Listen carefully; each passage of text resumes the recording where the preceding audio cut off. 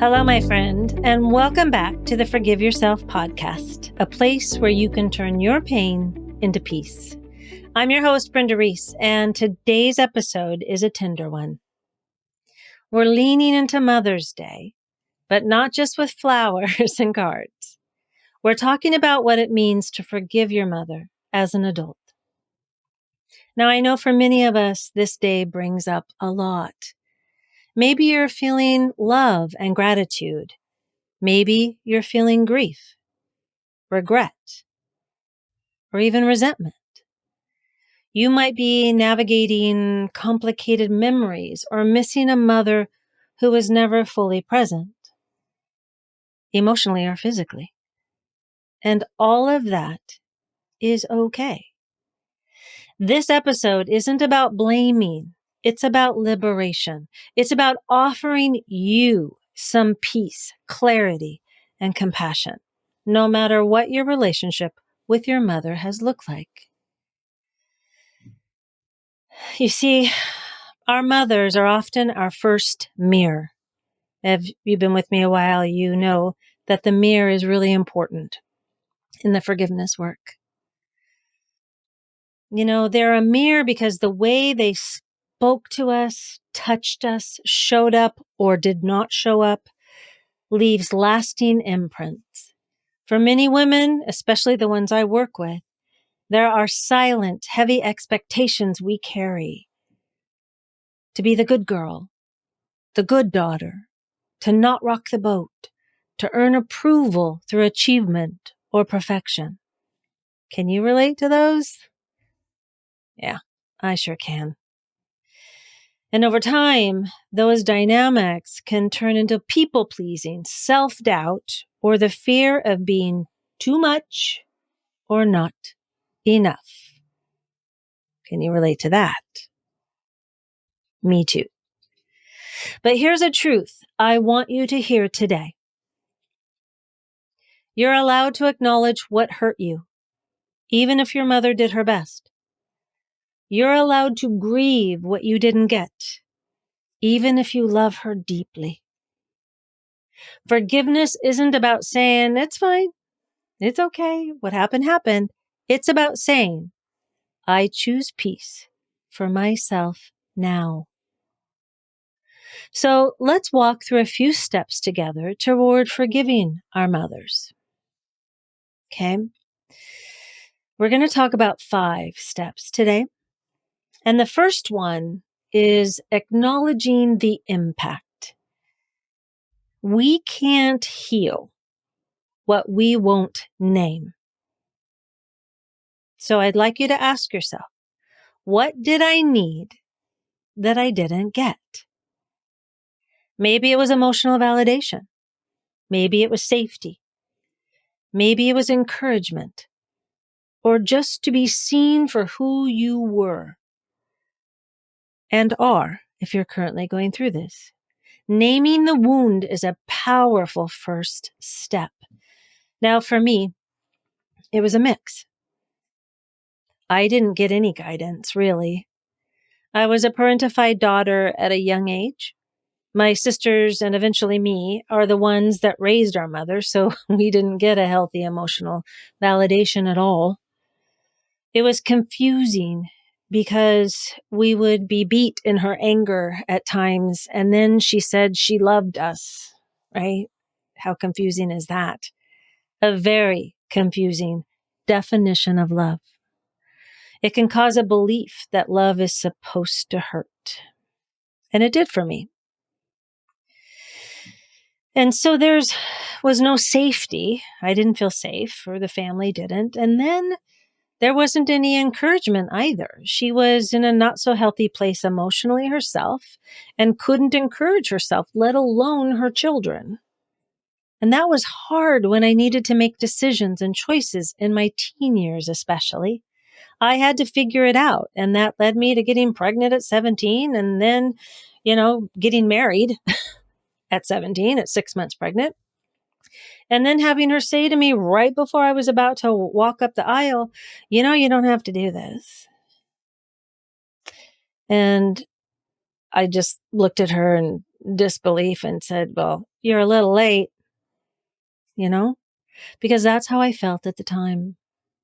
Where was that guidance before that? So taking some time with the question, what did I need that I didn't get? I am hoping that you will gain more insight about yourself and your unmet needs, like I did when I asked myself that question. Because by naming it, we can then do something about it.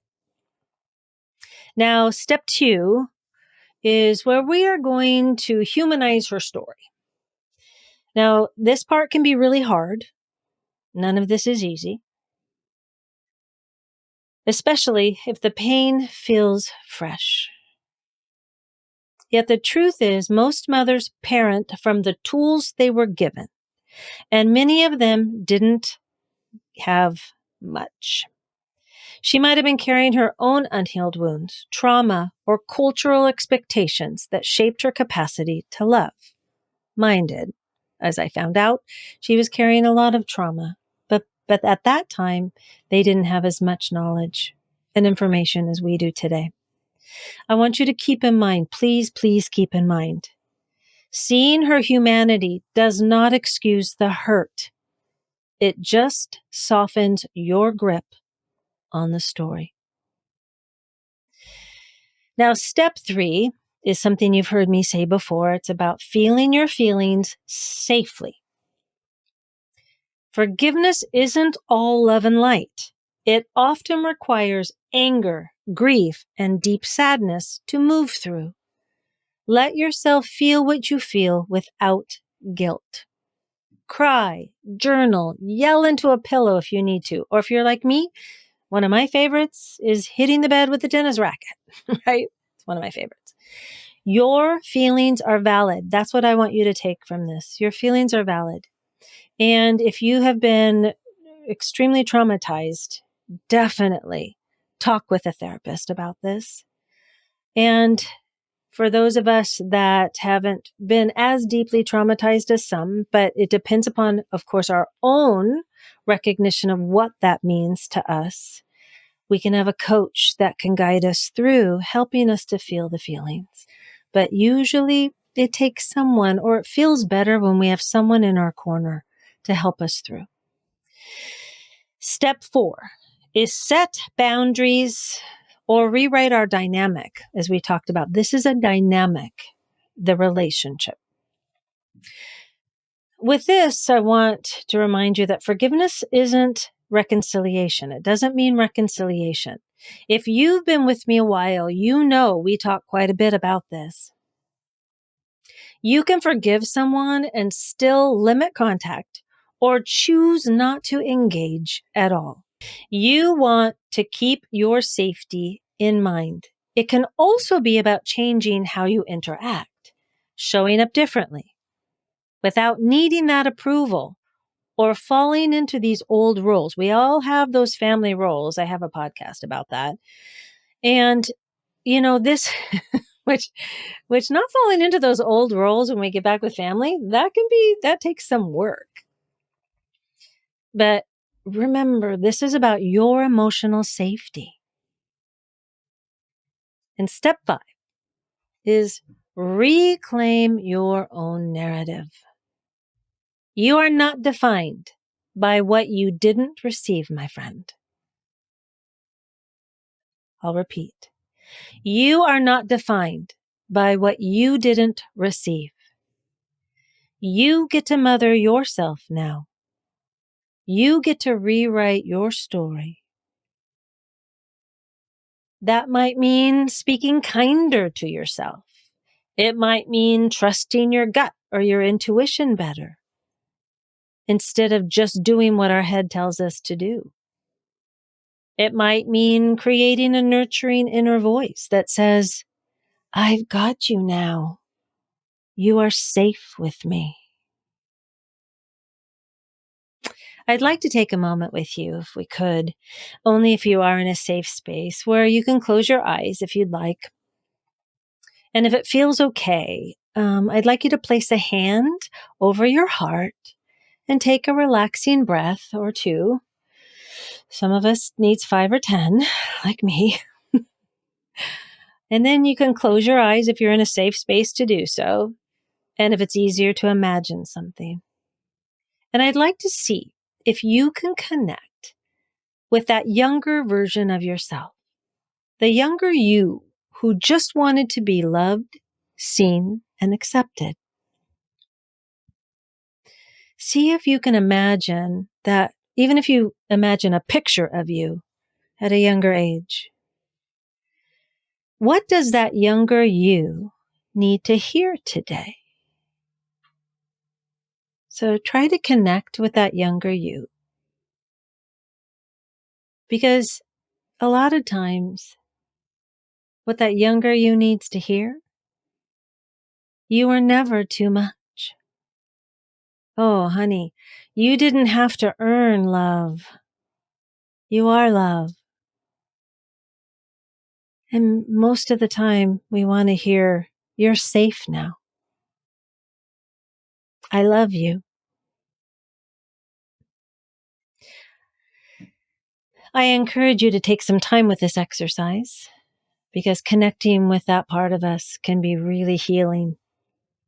And I have a couple journal prompts that if you'd like to journal on these later. What did I need as a child that I didn't get? What part of me still seeks love or approval from my mother? What would emotional freedom look like for me today? That's a big one. I know. Now you're going, okay, Brenda. Oh man, I don't like to journal, right? And I'm going to remind you that it is a mind-body connection when we write, and it is extremely healing for ourselves. You're not writing a novel. This is for you. This is about connection with the parts of you that need love. So in closing, I want you to know this work takes a lot of courage. And you, my friend, have that courage. Forgiving your mother isn't a one-time decision. It's a process. And it's okay that it takes time. And it's okay if you feel like you're not ready to forgive. You are allowed to both love your mother and hold boundaries. You are allowed to grieve, to let go, and to heal at your own pace. This Mother's Day, I invite you to choose you. Choose peace. Choose your truth. And choose healing. Now, if you want more support on this journey, I'm here for you. You can always reach out or schedule a call to explore how we can work together. And if you liked this episode, please share it with a friend or someone you think that could benefit from these steps and encouragement. Thank you so much for being here today. Be gentle with you. And until next time, keep forgiving yourself. Take care.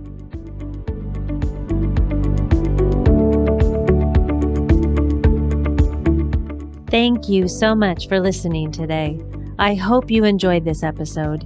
If you did enjoy it, would you do me a favor and share this episode and then follow us on your favorite podcast app so you don't miss one episode of the Forgive Yourself podcast, where every Friday you will get tips, tools, and stories so that you can turn your pain into peace. Take care.